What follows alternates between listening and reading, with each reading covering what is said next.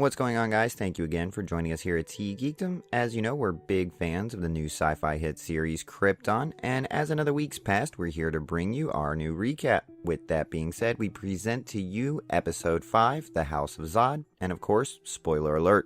Last week, Seg had escaped from a Black Zero underground complex and got lost in the Badlands. He then returned to the complex and found this woman named Reka chained up. She asked him to take her with him.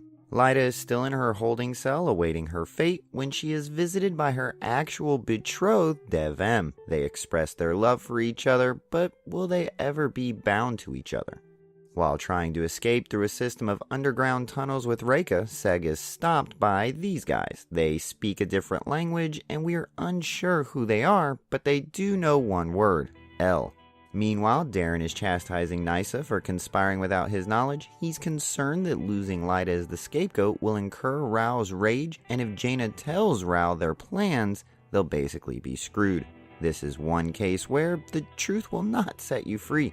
So those armed men that captured Seg take him deeper into the underground complex. He finds out that these people are the worshippers of Synthona, the Kryptonian ice goddess. In appreciation for saving Reka, these people will heal Seg's wounds. Reka tends to Seg's wounds, and it's at that time that she tells him that her people won't let Seg leave alive. Why? Because apparently their clan was nearly wiped out by the House of El. Seems the House of El may have a few skeletons in its closet. Seg wisely uses this knowledge to his advantage and warns Reka that if she doesn't help him escape, the rest of the Els are coming. Well played, sir. Well played. Just before the proverbial axe is to fall in Lyta's life, Darren stops the execution. Seems the witness, aka the trigger-happy Sagittari, has recanted and all the charges were dropped. How'd that happen? Seems Jaina made a deal with the House of Vex. We have a feeling that's gonna come back to haunt her. And the witness, she committed suicide. After all, you gotta clean up the loose ends. Back out in the Badlands, Seg finds an extra battery for his communication device. He uses it to contact Adam back in Kandor City. Seg asks Adam to go see Lyta and give her information encrypted on a chip. On that chip, Seg tells Lyta how much he misses and loves her, and that he's probably going to die. But that he doesn't want to, because then he can't kiss her and hold her anymore.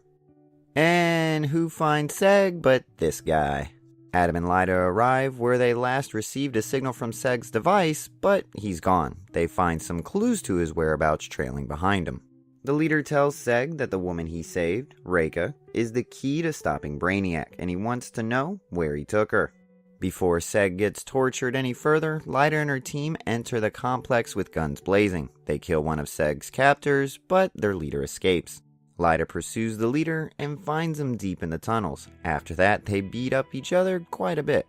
He shows her he has the same House Zod medallion around his neck that Lyta does. Lyta stops her attack and asks him who gave that to him, to which he responds, "You did, 'cause I'm your son." So who is this guy? He is none other than General Zod from the future. Oh my, how things are getting interesting. Thank you again for joining us this week as we recap the sci-fi series Krypton, and of course we'll be back next week for the next episode. But you really should do yourself a favor and check it out, as it's actually been pretty good. Until then, please don't forget to like, share, and subscribe, and we'll see you next time.